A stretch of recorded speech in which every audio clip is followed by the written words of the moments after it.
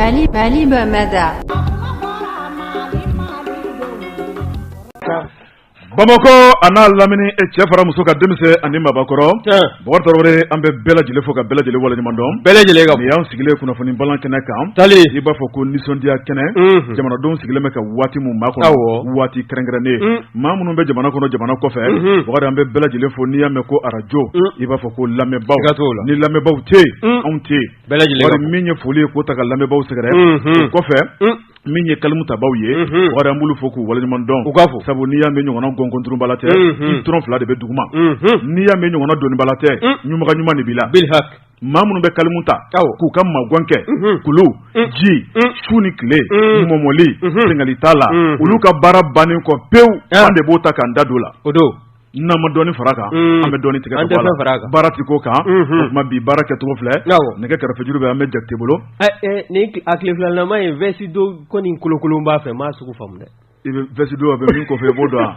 kamalenbaya a bɛ kamalenbaya de ko fɔ karamɔgɔ daba ɲumanna kɔnɔ a t'a fɛ ka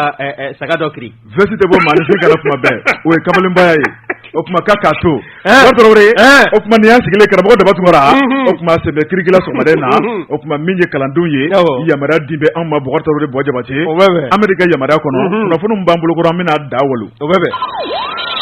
Jekapip k'a ka préférence la. Bɔ Jabate naamu Masa Ramani ye den min da masaya kama a tɛ sɔn bɛɛ o jininin ka to bamunan na fiyewu ne ko bala cogo bɛ di n dɔgɔ Bɔkari ne bɛ n tɛgɛ don joona l'œil du Mali sɛbɛnnikɛla tɔgɔ ye Abdoulaye Siaka Bagayogo Bɔkari Tarawele a ko 2023 Bɔkari Tarawele dagaba ale bɛna lama Mali kɔnɔ sɛbɛnnikɛla ko a ko cɛmancɛ fanga mun bɛ senna nin waati la a ka ɲi ka ban san 2024 Bɔkari n'a bɛ kuncɛ baara minnu bɛ yen n'olu ŋaniyalen bɛ o baara ninnu de bɛna boloda 2023 kɔnɔ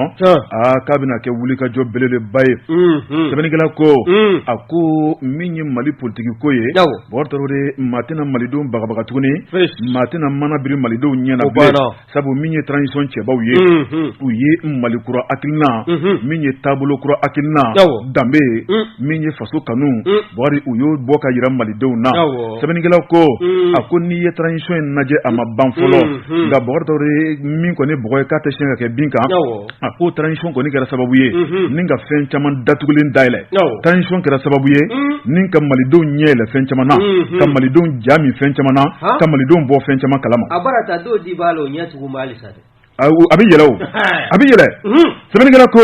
Bɔkari Tarawele n'an bɛ taa an bɛ se a ko n'i ye kow taabolo lajɛ le silencieux n'o ye jamanakuntigi ye colonel Asimi Goyita a tɛ kuma nka min y'a ka dabali n'a ka fɛɛrɛw bɛ ɲɔgɔn na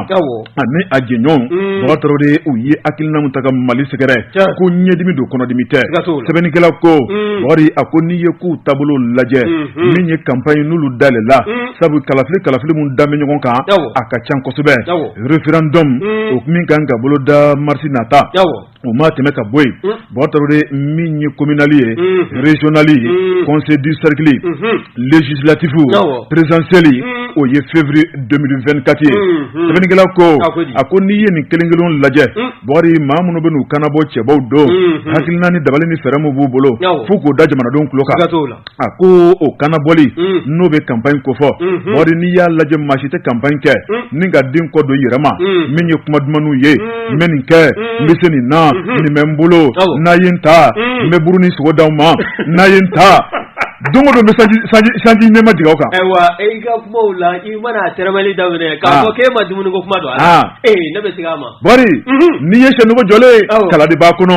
n'i ye Bɔkari ye bi k'a mɛn ŋanaŋana n buramuso ye daraka duman de labɛn ka d'i ma. wa n b'o f'i ɲɛna bɔ e bɛ ne taabolo dɔn n k'a kɛlɛ sababu fo k'an ka furudimi juguya ne tɛ se ka dumuni kɛ sɔgɔma. tuma min na i bɛ to ka buru kala kelen don o tɛ dumuni ye dɛ. sɛbɛnnikɛla ko Bɔkari Tarawele n'i ye ko taabolo lajɛ a ko min ye campagne kumafɔlaw ye Bɔkari k'i dafa mugu jalan na ka sɔrɔ a ɲiginji t'i da kɔnɔ min ye kuma mugubaw ye ka n'anw sigilen tromper k'an bagabaga k'an nɛgɛn k'an fili Bɔkari Tarawele k'o de banna sɛbɛnnikɛla ko Bɔkari maa o maa ko de bɛna kuma an ye sa waati nataw la an b'an sigi k'i lamɛn Bɔkari min y'i ka hɔrɔnya i ka danbetigiya i ka jamana kanu wari ka sɔrɔ walima ka bololankolonya wari ka maasabaya malidenw b'u sigi de k'o tɛntɛn k'o lajɛ n'o bɛnna maa min ma o de bɛna k'an ka ɲɛmaa kuraw ye sɛbɛnnikɛlaw ko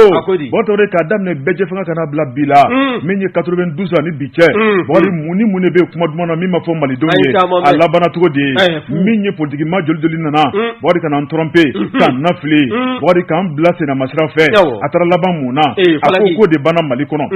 sɛbɛnnikɛlaw ko Bakari min ye campagne n'a dalen la Bakari ko malidenw tɛna yabe kɛ bilen koyi an tɛna fili an yɛrɛ mɔ bilen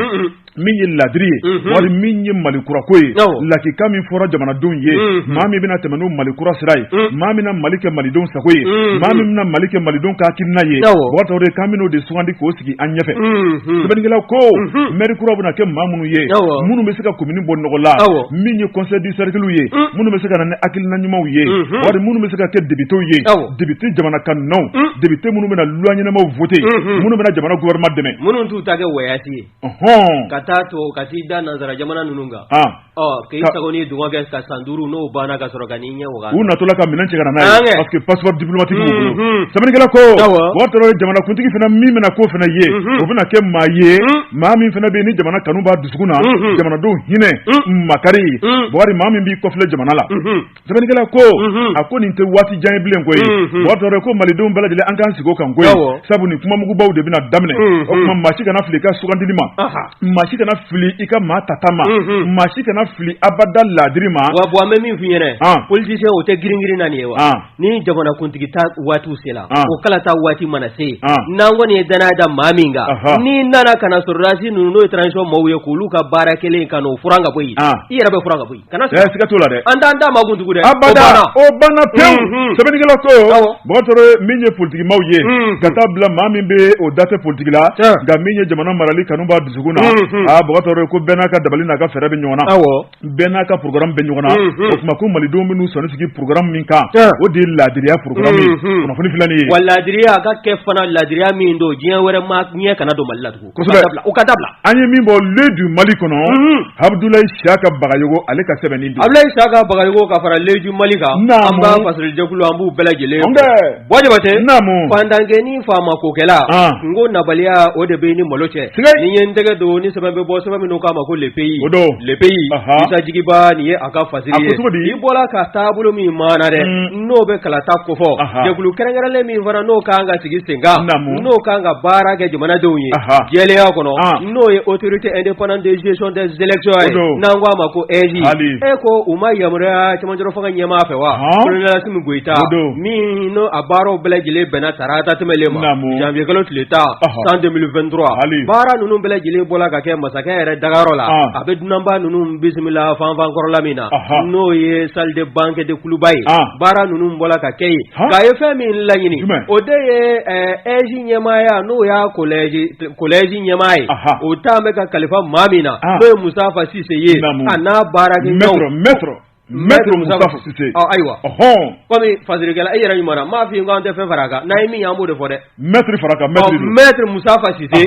min ye jamana kuntigi n'o cɛmancɛ fanga ɲɛmaa ye ale kɔni colonel Assimi Goïta a y'a jira Maître Moustapha Cissé la k'a fɔ a n'a jɛɲɔgɔnw danaya dalen filɛ nin ye u kan wa min ye ka kɔni don ɲɛ n'o ye tarata tɛmɛlen ka bɛn janvier kalo in tile 10 ma san 2023 i b'a ye k'a fɔ u y'u kali k'u siyɛ anw ka kiiri tigilama kuribulon tigilamaw ɲɛkɔrɔ n'o bɛnna octobre kalo tile 20 dɔ ma san 2022 wa n'i ye ko in lajɛ baara ninnu bɛɛ lajɛlen bɔra ka kɛ Cour suprême na min ye maa kofɔlen n'o ye Maître Moustapha Cissé a n'a jɛɲɔgɔnw k'u kali k'u siyɛ baara min d'an filɛ ka kalifa u la baara in u n'a kɛ ka maliden bɛɛ lajɛlen nimisi wasa min ye kalata ye a ko ɲɛnabɔli min n'o a baaraw bɛɛ lajɛlen k'a minɛ a daminɛ fo ka taa s'a kuncɛyɔrɔ ma ko jaabi bɔ waatu nin bɛɛ lajɛlen de taa bɛ ka kalifa autorité indépendante de gestion des élections na n'an ko a ma ko EJ o bɛna baara min kɛ u ko ni min ye u ka mandat ye mandat ko san 7 de taa bɛ ka kalifa u la min kɔni ni a tɛ kurakuraya n'a bɛ wele nanzarakan na ko mandat non renouvelable wa n'i ye ko in lajɛ baara in min ye colonel Assimi Goïta ye a kɛlen kɔ ka yamaruya di u ma Maître Moustapha Cissé n'a baarakɛɲɔgɔnw ma k'u ka nin baara in boloda kalata sɛbɛn o ka sɛgɛsɛgɛ n'o ye fichier électoral ye min maa minnu kan ka bɔ a la olu ka bɔ a la minnu bɛ yen n'olu kan ka don a la u ka fara fichier électoral jama kan o fana bɔlen kɔ yen min ye kalata sɛbɛn ye ni o bɛ confection n'o o dilanli n'a b'o dilanli ko fɔ n'o ye confection ye ka taa se impression ma nin bɛɛ lajɛlen kɔni bɛna tɛmɛ EJ ka bolo kan o fana bɔlen kɔ yen campagne kan ka boloda furancɛ ni furancɛ min kɔnɔna na a bɛ daminɛ nin waati ka taa kuncɛ nin waati nin bɛɛ lajɛlen janto bɛ kɛ nin bɛɛ lajɛlen na o ye EJ ka baara ye o fana bɔlen kɔ yen min ye kalataw mana kɛ kalata do maninfin bɛɛ lajɛlen ka se k'i ka kalata so ye ka t'i ka kalata i jɛmaa ye o jaabiw fana bɔlen kɔ min ye jaabi a ka kɛ jaabi ye min jɛlen do bɛɛ lajɛlen k'a to jɔnko a la karisa a ye sanayɛlɛ sɔrɔ walima a ye jɔyɔrɔ fɔlɔ sɔrɔ a n'a ka kan colonel Assimi Goïta n'o y'an ka cɛmancɛ fanga ɲɛmaa ye ale fana y'a jira nin jɛkulu maaw na k'a fɔ fɛn min laɲinilen bɛ u fɛ o de ye kalata ka kɛ jɛlenya kɔrɔ min ye a daminɛ fo ka taa kuncɛ baaraw bɛɛ lajɛlen ka kɛ jɛlenya kɔrɔ jaabi mana bɔ kɛlɛ foyi kana ye a la ko baw ko n'i y'an ka jamana ta k'a lajɛ an kɛlen filɛ k'an yɛrɛ sɔrɔ kɛnɛ min kan dɛ min ye kalata jaabi bɔcogo jugu ye minnu bɛ yen n'u b'a fɛ ka makaama ɲini jamanakuntigi yɔrɔ n'u bɛ taa kalata jaabi ta k'a turu a kun kan n'a bɛ taa wolofurunnɛ na ka jamanadenw kɔ don ɲɔgɔn na ko taabolo ninnu bɛɛ lajɛlen ka dabila EJ kɔni ka gardement da kan o bɔra colonel Assimi Goïta yɔrɔ ka ɲɛsin u ma nin kun ye sɛbɛn min n'an y'a sama ka bɔ le pays kɔnɔna na Isa Jigi b'a ka fasili bon Traoré dusumango tɛ fɔ tuguni na yanni to bɛ suma ale b'a ta bɔ a la ne bɛ n tigɛ don ko kura info matin sɛbɛnnikɛla tɔgɔ ye Christelle Kone an denmuso don Christelle Kone ko bon Traoré e sigi tuguni min ye cɛw i ka choix bɛ ka da fara nanga dɔ k'o ka fara kan a ko n'i ye Maliko lajɛ kuma dɔ la bon Traoré a bɛ maa kini a bɛ maa dusu bɔ bon Traoré min ye dugu fila ye balimamaw sinjimaw k'u ye marifa ta ɲɔgɔn kama i b'a fɔ ko gɛri ko mun kɛra sɛbɛnnikɛla ko bon Traoré an ka taa commune rurale de Nunga ale bɛ Kangaba o marabolo kɔnɔna la bon Traoré tarata tɛmɛnen min ye kunasini an kɔrɔ Bukari min ye kɛlɛ belebele tun bɛ dugu fila ni ɲɔgɔn cɛ n'o ye Tombola ale ni Daga Bukari ni dugu ye sigiɲɔgɔnmaw ye kabini bɛnbakɛw tile bon Traoré u ma kalakari maa la nka min ye diɲɛnaba nata baara minnu daminɛna n'o ye dugujukɔrɔ nafolo sanu bilen bon Traoré kabini sanu ayiwa an ka taa san Aba allo Aba allo ça va Aba ko ni baasi t'i la tɔɔrɔ tɛ bisimila kibaruya jumɛn bɛ sɔgɔmada in na san ayiwa naam somɔgɔw Aba i b'i ka radio datugu an bɛ ɲɔgɔn sɔrɔ téléphone fɛ voilà i bɛ radio datugu bisimila Aba ko ni baasi tɛ yen tɔɔrɔ si tɛ Sangaw b'a fo bisimila an bɛ Bamakɔ bɛɛ lajɛlen fo ka Mali bɛɛ fo sabula kunun anw sugora 19h Kinbarana an ka poste de contrôle min bɛ yen banbanciw taara bin poste de contrôle in kan Buwa Jabate i k'a dɔn k'a fɔ k'an ka gendarme kelen bonɛ a ni la ayiwa i k'a dɔn k'a fɔ banbanci ninnu kɔni n'i y'a jateminɛ Buwa yɔrɔ ninnu kɔni k'a daminɛ Kinbarana ka taa Waki ka taa Moribila ka taa Kaba yɛrɛ kɔnɔna bɛɛ lajɛlen na bamanciya walew bɛ kɛla ye sanga ni waati bɛɛ lajɛlen na nin bɛ ka a siɲɛ filanan ye u ka nibɔ Kinbarana fɔlɔ la u yɛrɛ ka darayɔrɔ la n'o y'u ka gendarmerie yɛrɛ ye u ye salon na sini u ye maa kelen bonna ni la ani surveillant prison kelen ka t'o faga prison kɔnɔ kunun surata 19h o kɛra poste de contrôle min bɛ Kinbarana min bɛ taa Kucala bolo fɛ u taara bin o yɔrɔ de kan ka an ka gendarme cɛ kelen bonna ani la nka maa ninnu an kɔni b'a mɛn k'a fɔ ko maa banan'u la walima i ka dɔn k'a fɔ maa jugun'u la u kɔni y'u ka baara kɛ dɔrɔn ka taa n'u yɛrɛ ye. U tun bɛ moto de la wa walima mobili? Wa u tun bɛ moto la parce que n'i y'a jateminɛ kunun contrôle tun ka gɛlɛn kosɛbɛ Kinbarana parce que Kinbarana dɔgɔ ye araba o araba ye donc bɛɛ bɛ na dɔgɔ la donc ni dɔgɔ jiginna dɔrɔn dɔw bɛ taa donc y'u profité o de fɛ ka nin baara in kɛ kunun Kinbarana 19h awa n'o tɛ an balimakɛ bi kɔni u bɛna a ka janajaw kɛ inshallah san yan. Ayiwa maa kelen min bɔnna nin na ale kɔfɛ yalima est-ce que u ye minɛnw dɔw ta ka taa n'u ye walima u ye ta don minɛnw na i n'a fɔ u y'u dɔn fɛn kɔrɔ ye? donc u ye ta don poste yɛrɛ la ka poste jeni ayiwa ka yari kɔni n'u ye nana yɔrɔ la dɔrɔn u bɛ jeniw bɛɛ kɛ ka tɛmɛ n'u yɛrɛ ye u ye poste kɔni jeni ka minɛn fɛn bɛɛ k'a bɛɛ jeni awɔ ayiwa aba naam vraiment nin kɔni kɛmɛ degun ye bi nka ni ala sɔnna ma an ka jɛ an ka dugawu kɛ ni ala ayiwa n'ala sɔnna an bɛ ɲinɛ nin kɔ don dɔ inshallah ni ala sɔnna ni dakunnalama b'i bolo an bɛ min fɔ dɔrɔn k'a fɔ jamana ɲɛmɔgɔw ye u k'u hakili to an ka mara in na sabula san kɛra région kura ye fo effectif ka caya san kosɛbɛ mais malgré que GMS bɛ yan mais fo ka effectif de caya pour que baara ninnu bɛɛ bɛ se ka kɛ cogo min na donc o kala sabula san région bonyana kojugu n'i y'a jateminɛ san fo ka taa tɛmɛ yan fo frontière la a bɛɛ ye san mara dɔ ye sisan donc ko ka effectif de ka kɛ ka jamana ka se ka sécuriser ka ɲɛ voilà n'i ye nin jateminɛ i ka dɔn k'a fɔ majɛ dɔɔni bɛ yen hali bilen fo k'o majɛ ninnu dafa de ayiwa o de tun ye kibaruya laban ye tabarikala o tuma an b'a fɔ sa min fatura ala ka hinɛ la ala k'an famana ɲɔgɔnna wɛrɛ ma amin merci ala ka dugawu minɛ merci bien ko bɛ lamɛnbaa bɛɛ fo bon tɔgɔri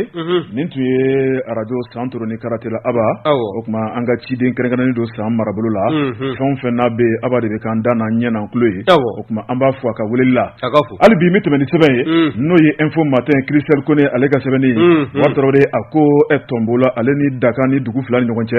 wari tɔgɔri i b'a ye k'a fɔ tarata don sigi kɔni a ma diya a ko kabini ni dugu fila kɛra sigiɲɔgɔnma ye wari tɔgɔri ni ɲɔgɔnna fitinɛ jugu maafa jugu ni bɔ wari nin y'o siɲɛ gale sɛbɛnnikɛla yira k'a fɔ tarata don sɔgɔmada nɛgɛ kaɲa 8 waati min ye kumaw yɛlɛla ɲɔgɔn kan wari i b'a ye k'a fɔ baaraw daminɛ ni nin ye kumajugu fɔ wari kumajugu fɔ bannen bɛɛ lajɛlen kɔni kari ka taa don i ka so kɔnɔ nin k'i munumunu ka maramafɛn ɲini o maramafɛnw san min sera ka bɔ ni bise minnu sera ka bɔ ni marifa ye wari u nan'u jɔ min ye soforokun na wari nɛgɛden kɔni k'a fili ɲɔgɔn kan sɛbɛnnikɛla ko nin bɛɛ lajɛlen sɔrɔla fɛn min fɛ o de ye min kɔni ye sous-préfet ye ale kɔni ye yamaruya dɔ di Bɔgɔtɔrɔ dugu dɔ ma i b'a ye k'a fɔ nin k'a yira k'a fɔ u bɛ kɛlɛ la yɔrɔ min nɔfɛ n'o ye u faciɲɛko ye o tuma faciɲɛko de bɛ bi sabu sanu ye bɛ dugu kɔnɔna na Bɔgɔtɔrɔ sanuko de kɛn bɛ kɛlɛ ye bi bɔri min kɔni nafoloko ye a ko n'i ye kɛlɛ o kɛlɛ misi kunkoloko nɔfɛ datugula nɔfɛ ko don sɛbɛnnikɛla ko Bɔgɔtɔrɔ n'i ye jateminɛ kɛ min kɔni sous-préfet ye ale de ka décision o tuma kɛlɛ in kɔni de wolola o la a y'a yira k'a fɔ min ye daga ye ale kɔni yamaruya di olu ma bɔgɔri min ye kɛnɛ dɔ kan o tuma ko olu ka kɛnɛ i b'a dɔn k'a fɔ min ye fandɔla ye n'o ye tombola ye olu kɔni y'a yira k'a fɔ k'u tɛ sɔn bi sabu n'i y'a lajɛ jamana ɲɛmɔgɔw yɛrɛ tun ye wulikajɔ kɛ Bɔgɔtɔrɔ min kɔni ye décision dɔ tun bɛ ka kɔrɔnin ko annuler o b'a yira k'a fɔ ko yɔrɔ in kɔni a kuma ka bila fɔlɔ sɛbɛnnikɛla ko min kɔni ye duguma filaw ye u y'u ɲɛsin ɲɔgɔn ma bɔgɔri min kɔni ye kalasi bɛ dɔw bolo min ye lasasi bɛ dɔw bolo kɔnɔfa marifa bɛ dɔw bolo bɛɛ lajɛlen y'i ta sɔsɔ k'a da jɔ ɲɔgɔn na maa 14 o de su yɛrɛ duguma subhanallah Bɔgɔtɔrɔ sɛbɛnnikɛla ko a ko maa 24 bɔgɔri olu sɛbɛkɔrɔ joginna olu taara joona mobili la ni kana n'olu ye Gabriel Touré la Bamakɔ yan a ko kɛlɛ bɛ wuli tuma min na min ye u ka kapu ye bɔgɔri n'o ye directeur du centre d'animation pédagogique ye Bɔgɔtɔrɔ ale kɔni ye laɲini kɛ lakɔlidenw fɛ o tuma min ye denmisɛnw ye ko fiɲɛ dɔ bɛ ka wuli sisan a tɛ fɛ abada ka kɛ gɔngɔn ye ka denmisɛnw to kilasi kɔnɔ sabu denmisɛnw bɛ kalan na yɔrɔ min na dɛ kɛlɛ wulila yen de min ye denmisɛnw yamaruya dira lakɔlikaramɔgɔ ma u ka denmisɛnw labɔ kilasi kɔnɔ bɛɛ lajɛlen k'i ka so sɔrɔ joona Bɔgɔtɔrɔ min ye denmisɛnw bɛ so tuma min na mugu kan mɛnna min kɔni ye kɛlɛ ye sa bɔgɔri a jilajara k'a daminɛ tarata don 8 heures fo minuit kɛlɛ bɛ sen na maa si ma se ka taa kɛlɛ lajɔ sɛbɛnnikɛla ko a ko ni kɛlɛ in kɔni jamana ɲɛmɔgɔw yɛrɛ ma communiqué kɛ k'a ɲɛsin jamanadenw si ma k'a yɛrɛ k'a fɔ ko tasuma jugu bɛ jamanadenw fila ni ɲɔgɔn cɛ Bɔgɔtɔrɔ a ko kɔni dara dɔ i b'a fɔ ko jakumabo a ko min kɔni ye dugudenw ye u dabali banna munna ma fɔ diɲɛ ye a ka se ka dɔn min b'olu ka marabolo kɔnɔ min kɔni ye hakilina ɲumantigi dɔw ye olu kɔni wulila ka taa se u ni ɲɔgɔn cɛ u ka ɛlɛn u ka sabali min kɔni fitinɛ man ɲi sigiɲɔgɔnmaw ni ɲɔgɔn cɛ u bɛnbakɛw ye sigi kɛ ka se bi la u ma deli ka marifa ta ka ɲɔgɔn fa munna bi sanu nɔfɛ u bɛ ɲɔgɔn fa min ye jamana ɲɛmɔgɔw ye Bɔgɔtɔrɔ sigi kɛmɛ ka makɔnɔni kɛ mun de bɛna bɔ nin ko in na jɔn ni jɔn de b'a ko ɲɛfɛ jɔn ni jɔn de kan ka jalaki Bɔgɔtɔrɔ jɔn ni jɔn olu de bɛ nin ko in juma Bɔgɔtɔrɔ janko ka se ka fitinɛ wuli sanuko nɔfɛ a ko a baara ta n'an man cogo dɔn Bɔgɔtɔrɔ sanu nɔfɛ bi Mali kɔnɔ bi ko fana kɛlɛ dɔ wulitɔ la tuguni dɛ bon an bɛ min f'i ɲɛna sariya dɔ bɔla an ka sariya sunba kɔnɔna k'a ko dabila o de kɛn bɛ ka nin ko ninnu caman caya hali Suwɛli ni Bɛngali kɛ jumɛn e ma fa ni ma fa ka joki fa be yene o banaw an ti kan ko blo la wa o di fana ke be ka ko ni bo tore sɛbɛnni kɛla yira k'a fɔ n'o ye Christelle Kone ye min ye ale yɛrɛ kɔni dabali ban a kuma in ma fɔ jamanaden si ye k'a daminɛ tarata don fo ka na bila bi la a ko dalen bɛ dɔ a ko min kɔni lakɔliso minnu bɛ yen u bɛɛ datugulen bɛ nin waati kɔnɔna na denmisɛnninw bɛ yira la a ko min kɔni dugudenw ye bo tore ko maa minnu ɲangata sɔrɔ maa 24 na o ye musolakaw de ye sabu a kɛlɛ waati musolakaw de kun ka ca kɛnɛ kɔnɔna la olu de ye marifakisɛ sɔrɔ wa k'olu de ye beseda sɔrɔ ka caya kosɛbɛ o kuma nin ko in k'a tɛna se ka to tan cogo la dugu fila n'o ye Tombola ale ni Daga Kankaba marabolo la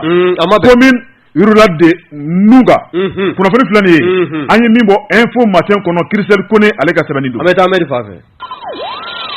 Jɛka pub k'a ka feerefɛnw lakodɔn nɛgɛ kanɲɛ 12 sera Bamako k'a fɔ jiginɛw ka bonyamasegi bɛ aw ye Bo Traoré hali bi i bolo don Bojawase ni en tege do ni saban be bo saban no kama ko lene pana ablay jara gani ni aga fajiri ablay ko mi bingane wale ko atala ka ke alisa onga jamana a jamanja bulo kata korobela lawa ni ko inta ka laje mi masina ani tenengu mbama ji awolo bamaji ko ni ulube zole ndale sangana ka wati al nasrullah kuma dola azole nda chugo atenye ubulo iya taka laje ablay jaraka fola min ye tenengu ani masina ye janvier kalo otle tantemele san 2023 ni ko inta ka laje ulada fela afo su ko tolani baye ka fo min ye ni bamanjila kanunu ye nana ni ga seka ja ni ko da onga frindila ko temetolanye wani ko in laje min ye axe ja ani jafara beni nyanje min be tenengu konnana ni ya taka laje mofti marala ningoni utara muru perenta munu be odo sra kumbawla mi ni bulma ve wal ma dama de mana yelaka abe pereniye wani ya laje na be wele ko engin explosif improvisé o yo bara do de boloda jani jafara be o franja konnana mofti marala koni wa akela sabuye mugu perenta ngoni tara wolo femina ode nimboy anga mau no yanga surasla ko ne forces armées maliennes olu wulimbe ka foku nata relève de ke mi relève kelengo munu tumbe no luye makoro relève keba utara munu norobla olu jigi dola ni mbara inde bolodala kabla unye mabi yere nyininga yale manu ko nunu bala ka ke tuga mena yiningali bo me ka ke fadiri ke ba fe no abla ye ejara ye abla ko kilometri damado o yoro ko fole invarani yoro wore chere mi ye o uladani ofu usugele ngonnana mi ye komarani masna che ibaye ka fo unana ni bara dobare bolodayi mi ngoni ninga ta janda aunga mauye aunga mautu matola mi aunga surazuka nyama subai no eta majori ale kunafuni nika sebendia wa kunafuni sorole ibaye ka fo sika kun kembe ka fo kuba fe ka faranyo anga yoro munu varana tukuni mi ye dronu ye katase anga yoro wara munu be no lugu be sege aunga sege like majube ni bela jele ngoni ye ni manu nun kamare ko fo mi ngoni ngela sabuye aunga frindigla ka o ka sega feretike wa hadu nanjigi mi ye jani jafara be furanje mi ye commandant de zone eko mato bamato fewa mi ye onga surasila ka mata ani nani ye ulu tola emusizila wa mi ye mata ani keleye ukoni ulu barana do era bula munu bara tugo jugo yala ko eta major ka kuna funi semendi ali ko fe wani ya taka laje mi ye terroriste ye jatege wale keba bamanjila ka ma bisaba ani kele ulu koni mbona na unina ku kunti ku dafara na jala be sefla wani ya laje mi bulumna uye moblu fara marafauka katase magawye mina waroma ulu koni belajile ngoni chena nin kele seve ni atagi fly akela sabuye na fu nyafi ye chukomina mata ani nani anga surasila kaula ulu koni fatula ta ani kele ulu banana ni ye bisaba ni kele terroristila ulu koni kunjila ku dafara wani eta major ka korofo laje akoni ya jira ka fo anga mau kele ngo ka wuliga joge ibaye uyangala ni mbama jilagaw ni edugumana afo uni sablaje mi onga pangulu ye ali dronu unum bela jelengu sosombe mugula mi ngoni ya blasa ki tage blaka jigi ni terrorism nga mi ngela sabuye anga sega seba suruga mi katiba di masina ye olu kon de bala kan bamaji wala ni ka buluda mofti mara o kon nana wani ya laje bamaji laje kulu wara fana bey munun ngoni be wuli ka jola masina fe bulina ulu kon invara kembe ka jira ka fo na make usawe akoni ka tinabla mi yo ngafni digla ko wi ulu fana kembe ka jira mi ni bamaji la ko nu ma sege ulu fana tina sege jamana dun nu bulumne ula kanalila jamana selege nani kon nana ni ngwe sebe to mi na ya sama ka bo ellene bana kon nana ablay jara aka fasere ni to ma jo bolo fifa fenatina dilo ne ben tike dongo kura le déclic kameni gala to e madame Diko flamuso bortore ako angata tabakoro wari minye logement sociaux ako mali logement sociaux ko akara kataba naniye bortore adaborani ngani amuye bortore ko malidin do be munu keme kan ngani wara taninga logement sociaux segere wari jango akunyi adakolo miseka chika ko bampeu sebeni gala ko ako minyi transition nyemawye bortore nu sigilemo ka wuli ku jo nu willa ku jo ku chesiri bortore sabu mado de be feka wunu ngani ajuya ke wari minyi logement sociaux ko ni to tiye ni mangoya ningu tako segere bortore janko ifantani munumbe adaboro mamunu kamo nu ye desebato ye adaboro mamunu kamo dungata tali sete mamunu ye bortore janko kaseka sosoro tokola kalo uka tromo ni sarafu ka tasoku taye bortore ko alaban allahkina abina yelema nigala yira ka fo ako minye sikaskali baro do boludara o sikaskali konna la war ni logement sociaux ko yere laje abe minye maminka marakono o de OMHE war minye OMHE atimana jema abe ulu de ka dangana kono minye adiliye minye to sebenu ye minye awuli ka jona sikaskali abe de bulu ka marakono wa wati dolango afli kumbo akokole mbolo lugu de fate kuye a commission chikaboy kanani kurai voilà ne kuma bedi office malende labita ne kuma bedi utala ga bara imangere wa uga ministry brema kamena abako be kalama bodorore sebenigala ko ako ni yeko tabolo laje ako sigasikali rapport do bora o sigasikali bogari ninga ta terrain reka ta jati do mboka laje bogari nyegwen o kuma barabe ka ke to di terrain ka kasura makeni paminye to reki classique no botore fali ko ni ka yira sange korode sebenigala ko malian furada mate strat lelemne ako ni yeko tabolo laje botore so min jera ko desebato mamunu be utisiga million soro ninga sojo ka kusakwe botore ninga ke hine ani makari deme ni deme botore okuma ko sonu akuma lembe uluma kwe ako min ko ni so batan ke mefla ani bicheki botore minyulu kunganko kuma be no yitabakoro ye botore uya seka ka laje minyi so keme woro ani bidru ye botore utrasoro ulu de be location amado kamo utrasoro mawra de bokano be location eba di luanzela munu ya soro o ta nyuma yere ngodo tanubu tage saka marayoro ani misi marayoro munu ya soro ulubu yere halala sodo kono dugu kono yane utame dembla location ay sebenigala ko bari minye so keme woro ani biduru ye ulu be location na ma woro bolo botorore uya sega alibe so keme sheki ani bi kononton ani sheki bari utara soro kangari mun dara sotugu ye ko mashi kana magaika so la fuka tafoka a bara war sarala ka ban utara soro ulu koni modification ke ka R+1 o manga ka etage kele faro kasoga sebenigala ko botorore alibi uya momo ka sega duni du ni da watare utara so bisabani nani wara soroye wari ulu fene modification ko gasola R+2 ka étage fila le so sanfé Jafariado sebenigala ko watare menye momalu ye wari utara laje utara soro so basaba so keme kononton ani biworo ani keme kononton utara soro magamakulu la o kuma dira to bana obe o ditko kelena o kuma ulube uga nolai sebenigala ko wari ali bi menye so batan ani keme fulani bisheki ye wari utara soro min ko ne so basaba ani keme ani sheki wari utara soro min ko ni annexe dobe ulu fene keme ko dilan o la ninga modification ke malien fele ka bonde sebenigala ko wari trawre ni ya laje min ye so ba fulani keme ni bi wolon fulani nani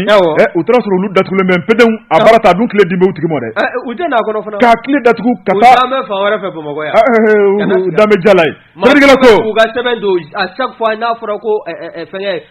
ayina na ko papier oyi iba soro mugo do timina ka di de ko papier be do mu te passer ute so soro abada nene bene sɛbɛnnikɛla ko bon Tarawele i ye min fɔ o waati sera sisan o tuma min ye so dɔ bɛ yen olu kɛmɛ so marayɔrɔ misi marayɔrɔ saga ani sɛ walima nakɔ sɛnɛyɔrɔ salati ni ka taa bila min ye nanayew la olu de fɛn fɛn ne bɛ du kɛnɛma ye nakɔ sɛnɛyɔrɔ logement sociaux sɛbɛnnikɛla ko bon Tarawele Maliko filɛ nin ye dɛ min ye office malien de l'habitat bon Tarawele i b'a ye k'a fɔ ka taa bila min ye direction nationale de l'urbanisme ye Bɔkari o tuma min kɔni ye logement sociaux ko ye ko n'u ma jɛ k'u tɛgɛ di ɲɔgɔn ma min ka dan siri nin hakilina juguw la bon Tarawele min kɔni tɔgɔ tiɲɛ kɔni tɛmɛ k'u sɛgɛrɛ sabu so in a tile ma di nin kama fiyewu a dira de ni tile dir'i ma don min na bon Tarawele o dugusɛjɛ walima o dugusɛjɛ filanan i k'i ka minɛnw ta ka yɛlɛma o fana ye tiɲɛ i k'i ka minɛnw cɛ ka yɛlɛma nka e tɛ minɛn cɛ so bɛ di location na i bɛ dɔwɛrɛ kɔnɔ e tɛ minɛn cɛ i bɛ jardin boloda i bɛ dɔwɛrɛ kɔnɔ walima saga ni misiw ni so bɛ i bɛ dɔwɛrɛ kɔnɔ a ko min ye logement sociaux ko ye a dawula bɔra la a danbe bɔra la a daraja bɔra la ala ni hakilina jugu tigilamɔgɔ fɛ ale min ye baara ɲuman in daminɛ dɛ jɔn ko a la hali sini maa minnu bɛ yen n'u bɛ k'u ka wari sara i b'a kalama ko fɛn fɛn nana ale kɔfɛ ka logement sociaux ko in k'a mɔnɔbɔ k'a baaraw boloda ka taa minnu bɛ ka u ka tɔrɔmɔɲɔgɔn sara kalo la dɛ logement sociaux ko la ATT ka tile la olu sisan taw ta ka ca ni ATT ka mɔgɔw ta ye voilà ATT y'a dabɔ ɲumanya de kama k'a bɛrɛ bɛn maaw ma i b'a sara k'a sɔrɔ i ma tɔɔrɔ ani makari nka bi a kɛra ko wɛrɛ y'an bolo bon Tarawele a ko min ye nin so 10 ani 280 na i b'a ye k'a fɔ ko 155 o tuma k'olu dira Fufalaki o tuma ko fana b'a la o ye CT maa minnu ye enquête de quoi quoi la n'o ye o bɛɛ kɛ ka ban e n'a ka kan e t'i ye i t'i ka o ye jamana jɔyɔrɔ ye o ye jamana yɛrɛ jɔyɔrɔ ye o tuma kunnafoni wa i b'a dɔn yɔrɔ in fana na dɛ n ko dɔw fana bɛ taa u ŋana mun ko o feere maaw ma i bɛ dɔw tigɛ o la minnu fana n'o fana man kan Mali don a bɛɛ de bɛ ye yan kunnafoni filɛ nin ye hali min bɔ Déclic kɔnɔ Mariam Diko ale ka sɛbɛnni don Mariam Diko ka fara journal le Déclic kan an b'u bɛɛ lajɛlen fo wa Jabatɛ a ye n lamɛn ka kulusi jalasiri o b'a sɔrɔ i b'i ɲinw de bolo ni ye n tɛgɛ don ni sɛbɛn bɛ bɔ sɛbɛn min k'a ma ko reflet d'Afrique Asi nin ye a ka fasiri ye Asi ko ni maa bɛ degunna bi ni maa bɛ ala k'i tɛgɛ nkoni k'i ka firifiri ni maa bɛ ɲɛji suguru la bada k'o de ye hôtel Radisson Collection o baarakɛlaw ye ko n'i y'a ta k'a lajɛ ni ma tɔɔrɔ tɛ ni ma tɔɔrɔ ye o t'a mɛn ka baarakɛlaw sɛgɛrɛ k'a minɛ kabi waati min i bɛna don hôtel in dafɛ n'o ye dunanjigiso in ye hôtel Radisson Collection i y'a dɔn a tɔ fɔlɔfɔlɔ o de tun ye Sheraton ye Sheraton de yɛlɛmana k'o kɛ Radisson Collection ye nka bibi in na min ye baarakɛlaw ye olu minnu kɛ bɛ sabu ye n'u ka wulikajɔ n'u ka siɲɛna a bɛ kɛ sabu ye hôtel a kɛsu a ka giriya nafolomugu yara ka don a kɔnɔ olu kɔni bibi na u ka baara a gɛlɛya bɛ u bolo min ye baara ye ni yɛlɛna misali n'o ye fasiri kɛbaa ye ni yɛlɛna 7h nɛgɛ kaɲɛ 7 sɔgɔmada nɛgɛ kaɲɛ 7 e bɛ to baara la sa fo sufɛ nɛgɛ o kaɲɛ 19 o y'a sariya awɔ 7h à 19h. O de ye sariya ye. Bon ni minnu bɛ yɛlɛ ka se 19h ma maa wɛrɛw bɛ n'olu nɔrɔ bila de 19h à 7h du matin. O si ɲɛna ye. Awɔ. Wa n'i ye ko in ta k'a lajɛ lɛrɛ 11 fo ka se 12 ma nin baarakɛla ninnu b'o de kɛ minnu bɛ yen n'o b'a porte belebele ninnu sama waasa mobilitigiw ka don walima minnu bɛ anw sennamaw an bɛ don da minnu fɛ ka se k'o dayɛlɛ anw y'an n'an ka saakiw ka don e ko ninnu bɛɛ lajɛlen tɛ nimisi gɛlɛya kɔnɔ bi wa wa n'i y'a lajɛ u kɔni kɛn bɛ k'a jira k'a fɔ hali kɔta in na misali dɔ ta la o ka directeur administratif et financier n'o ye Dafu ye a kun kɛn bɛ ka dalajɔla in dɛ minnu bɛ porte dala ye k'o dɔ de wele k'o ka taa ka ci dɔ kɛ min ni cɛ yɛrɛ takun tɛ kelen ye min ni a ka baara u tɛ ɲɔgɔn sɔrɔ foyi la o banna o min ma k'a fɔ ale tɛ se ka porte bila ka taa Dafu ka baara kɛ ko Dafu m'o dulon tile 3 wa o dulonli o taara wolo fɛn min na o de ye a ye tile 3 min kɛ n'a ma baara kɛ dɛ a ka sara ditɔla mo kalo la i b'a ye k'a fɔ o tile 3 o bɛ fosi ka bɔ a la n'i y'a lajɛ min ye Dafu ye o b'a la k'i yɛrɛ minɛ ala ye Radisson Collection kɔnɔna na o fana bɔlen koyi lotolitigi yɛrɛ ale kɔni a bɛ wuli ka jɔ la hali n'a sɔrɔla a y'a lawuli baarakɛlaw bɛɛ lajɛlen jamana baara ntanya o ka se ka kɛlɛ nka bibi in na n'a sɔrɔla a t'a kalama a fɔtɔ filɛ ye a ye nin ye nka wa n'a b'a kalama a baara a bɛ se ka bolo kan cogo min na baarakɛlaw ka lafiya baarada la ko wa k'a fɔ k'i bɛ na ki be barakalo ka lafsal to jegulu do sigi senga no comité sénégalais o teke Radisson collection ngoro na la yi chala e be nimisa ko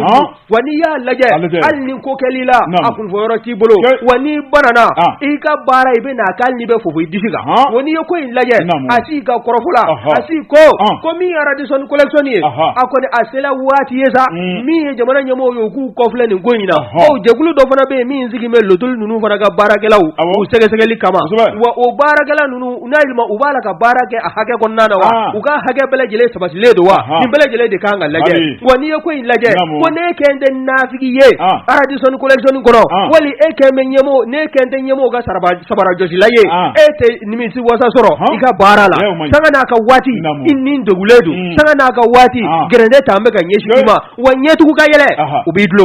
wa idloli o koni uya mai noti be gifu malika dafu nyema droiti bulu maliendo mbasu kudowa fadrigala ma sebo akon ko dafu ko keme ala deni ni ko mbe ye amena sakoyi ko me ben kalamo anata kalama a photo flyer ni nunta to ko kadi ko subade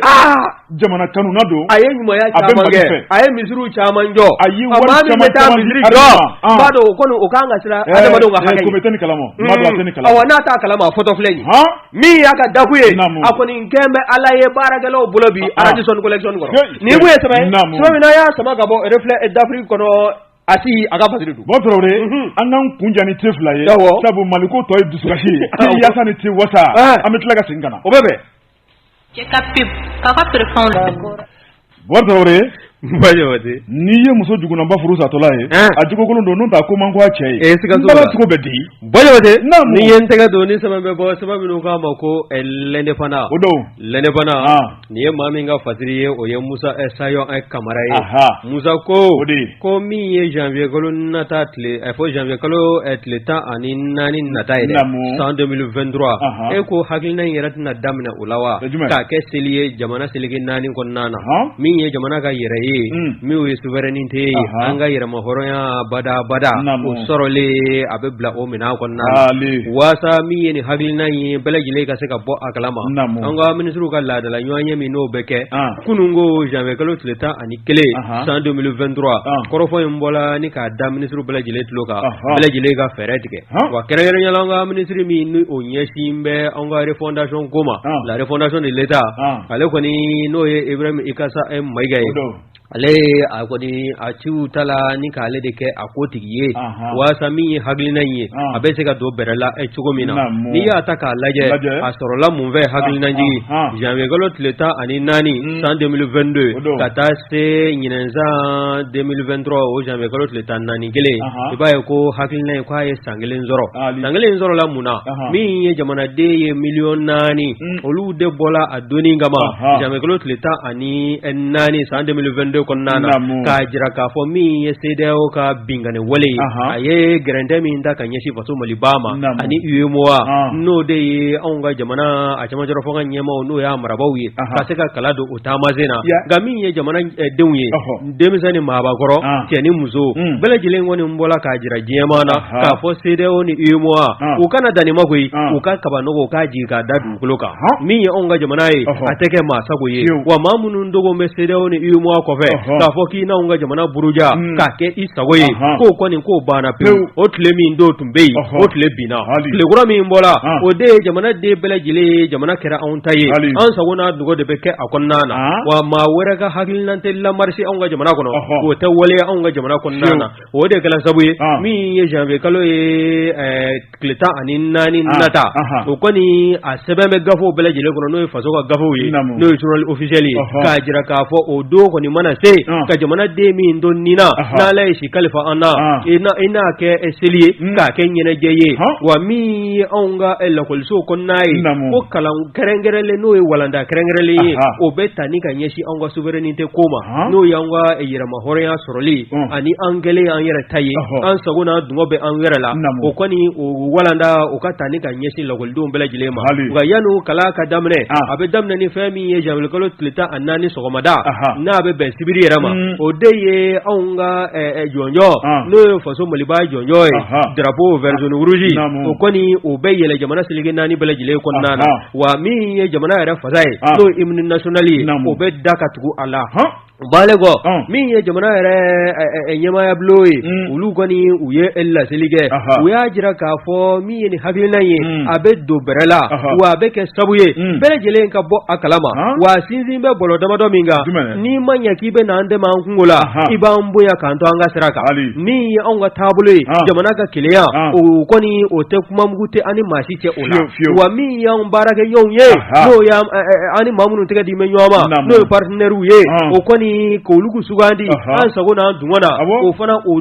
danganiya o bɛ di anw yɛrɛ ma maa tɛ maa sugandi k'u ɲɛsin anw na o fana bɔlen koyi min ye jamana ka kelenya ye o baalen kɔ min ye choix de partenaires ye o fana ka to anw bolo o baalen kɔ min ye anw ka jamana ye an sago n'a dungɔfa ani anw ka jamana a kelenya ko a bɛ se ka ji di ka taa fɛ cogo min na nin bɛɛ lajɛlen kɔni de bɛna ta ni k'a yakubaya janvier kalo tile 14 o natɔ o kɔnɔna na san 2023 nin ye sɛbɛn min y'a sama ka bɔ lɛnɛfana kɔnɔna na Musa Sayon Kamara a ka fasiri don Bokar Tarawele ne bɛ n tigɛ don joona wari min ye info L ye a na kɛ sɛbɛnkura ye sɛbɛnnikɛla a tɔgɔ ye ko Bintu Keta Bintu Sarama Bokar Tarawele a ko e sigei wari a ko min ye labɛn ni masiri dɔ tun bɛ farafinna wari a dabɔra labɛn mun kama e ko a tɛ ka yɛlɛmani ka kɛ hakilina wɛrɛ ye de sɛbɛnnikɛla ko a ko min ye cɛlafɛn dɔ bɛ yen wari n'o ye masiri belebeleba ye farafinna ka masiri don n'a ko baya Bokar Tarawele sɛbɛnnikɛla ko baya i ye min mɛn kɔni baya awuzubilayi ne m'a sɛbɛn e m'a sɛbɛn min y'a sɛbɛn o ye min sɛbɛn min ko de la ka ye Bokar Tarawele sɛbɛnnikɛla ko Bokar Tarawele nin ye masiri duman belebeleba ye farafinna ka masiri don a ko n'i y'a lajɛ farafinna tilebiyanfan masiri in ale bɛ matarafa yan kosɛbɛ a ko min ye denmisɛnninnaka ka taa bila ɲɛnatigɛ Bokar Tarawele a ka di bɛɛ ye a ko n'i y'a lajɛ Bokar Tarawele a to n ka kalan kɛ sɛbɛnnikɛla ko Bokar a ko n'i y'a lajɛ a kumaba bɛ yen a misɛnman bɛ yen Bokar Tarawele a ɲɛ e y'o feereli daminɛ ne t'o kalama wa a kumaba n'a misɛnman a to n ka sɛbɛnni kalan Bokar Tarawele sɛbɛnnikɛla ko a couleur ɲɛ sugu bɛ yen Bokar dɔw yɛrɛ bɛ yɛlɛ ko ni kuran tigɛra a ma se min ye kɔlɔsi wɛrɛ ka taa bilen Bokar i na baara gɛlɛya sa dɛ i ta kɛ namunamɛ sɛbɛnnikɛla ko Bokar Tarawele n'i y'a lajɛ a dabɔra min kama Bokar Tarawele o de ye min ye kɔkɛ ye ka se k'an koja kɔkɛ ye k'an nege don kɔkɛ la k'an kɛrɛ kɔkɛ la Bokar Tarawele ka baara k'a nɔgɔya kɔkɛ bolo Bokar Tarawele k'a dabɔra n'o laɲiniw de ye Bokar Tarawele ko n'i y'a lajɛ wari ko camancɛla fɛn don nka min ye diɲɛ laban tile hakilina kuraw ye Bokar Tarawele a bɛ to ka siri sen fɛnɛ na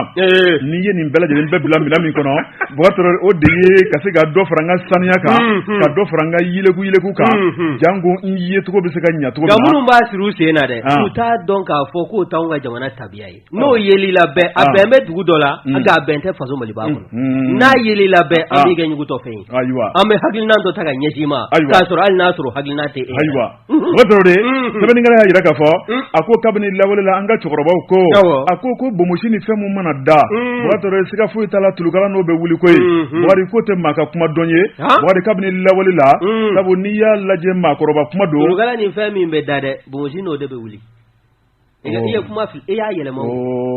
turugala ni min bɛ da bomosi n'o de bɛ wuli ko ɲɛmaa bɛ balakaw de bolo zana in b'o de yira cɛw mana ci a kuma fɔ cogo gwɛlɛ kan n'u sera so kɔnɔ nɛgɛ bɛ kɛ k'a bɛɛ sɔrɔ nin bɛɛ b'a jira k'a fɔ ko fanga b'an balakaw la kojugu u ka sɔn sa n'aw sɔnna an b'an sago n'a baara banna Bokar Tarawele sɛbɛnnikɛla ko a ko min ye baya ye Bokar ni k'a tɔgɔ yɛrɛ fɔ nɛgɛ nɔgɔ bɔ a la a ko baya kɔni dabɔra fɛn min kama sokɔnɔ fɛn don Bokar Tarawele min ye furukɛ ye Bokar Tarawele ni k'o bɔ a ja kan k'o bɔ a dabolo kan k'i gɛrɛ a la k'i isuma diya ye Bokar Tarawele ko labɛn de don Bokar Tarawele maa wɛrɛ ɲɛ man ɲi ka d'a kan bilen min ye furukɛ ye a ko n'i y'a lajɛ Bokar Tarawele sɛbɛnnikɛla ye min sɛbɛnna n'o ye Bintu Keta ye o tuma min kɔni ye tafe kunkuru ye k'a bɛ da o de kan n'o fana tɔgɔ ko Penteliw Bokar n'i y'a lajɛ nin bɛɛ lajɛlen bɛ masiri de kofɔ a ko n'i ye bita in lajɛ a ko Bokar n'i bɔra n bɛɛ da kan i bɛ Penteliw de ye kɛnɛma Bokar min ye ka kɛ darapo ye i bɛ baya de kɛnɛma Bokar i sigilen i bɛ moto kan Bokar Tarawele i ɲɛ b'a kun de la kɛnɛma fɛn min ye masiri ye so kɔnɔ o kɛn bɛ kɛnɛma fɛn ye wa ni ne y'a ye bɛɛ n bɛ sin ka dɔ de fara n ka vitesse kan n kana ye siɲɛ fila a lajɛli man di ya a man di n ye alajeli man di ye bon tarawele sɛbɛnnikɛla ko a ko n'i y'a lajɛ sokɔnɔfɛn kɛra kɛnɛmafɛn ye kɛnɛmafɛn dɔrɔn tɛ dɛ bon tarawele a kɛra télévision yɛrɛ ye bɛɛ lajɛlen ɲɛ b'a la paratatata dami tin bilen maloya tin bilen sami tin bilen a ko min kɔni ye kungosi ye wari n'an dun man cogo dɔ o bɛ ka dɔgɔya a ko fɛn mun ye sokɔnɔfɛn o bɛ ka kɛ burujafɛn kɛnɛma a ko fɛn mun kan k'i nege don cɛ la k'i gɛrɛ cɛ la n'o kɛra burujafɛn ye o bɛ i nege bɔ cɛ la bon tarawele a ko min y'an balakaw ye Mɔgɔdi Tarawele ko min bɛ f'u ye n'o ye Bintu Keyita ye u ka lajɛ u ka segin kɔ u k'u jogo dilan u ka cɛw bonya Mɔgɔdi Tarawele u k'u yɛrɛ bonya Mɔgɔdi Tarawele min kɔni ye fɛn mun b'i koja i cɛ ye n'o de kɛra i nege bɔli i cɛ la o b'a yira k'a fɔ baara ma k'a kɛcogo la a ko n'o tɛ n'i ye baya lajɛ Mɔgɔdi a tɔgɔ yɛrɛ fɔli gansan k'o ka di cɛw ye janko k'a yi i ɲɛna a tɔgɔ fɔli gansan ko o ka di cɛw ye Mɔgɔdi Tarawele ko cɛ caman de bɛ yen n'u ɲɛ dara kan u bɛ haba haba n'u ɲɛ dara kan u bɛ nisɔndiya f'u bɛ yɛlɛ fiɲɛ fɛ ka sɔrɔ foyi ma kɛ sɛbɛnnikɛla ko Mɔgɔdi Tarawele Bintu Sarama ye min sɛbɛnɛ a ko min kɔni ye musolakaw ye Mɔgɔdi Tarawele ko fɛn de bɛ f'u ye sa u k'a lajɛ u ka yɛlɛma don kow la ko n'o tɛ ko diɲɛ kɔni bɛ ka taa kɛra jugu de kan dɛ Ala m'an kisi la maa tɛ ko cogo dɔn fɛn mun kan ka ko ja cɛw ye n'o de bɛ ka u nege bɔ cɛw la ko sini ma ko baara bɛna kɛ cogo di kunnafoni filɛ nin ye an ye min bɔ info L kɔnɔ a ka bi bɔli don info L usazi Buwa Jabate ni wanya manyi dongala korofo ɲɛna Mɔgɔdi Tarawele sogo feerela nka a tɛ pasalen fɛ i ka dumuni misali ninnu o de bɛ Mɔgɔdi Tarawele nin bɛ dan sigi an ka bi kunnafoni la Mɔgɔdi ka bɛɛ lajɛlen fo ka bɛɛ lajɛlen waleɲuman dɔn waati sɛbɛkɔrɔ korona nka min ye foli kɛrɛnkɛrɛnnen ye an b'o ta ni ka an ka lamɛnbaaw sɛgɛrɛ Mɔgɔdi Tarawele chef d'escadron Lansana Taba Keyita an b'a fo kan 1 kɔnɔ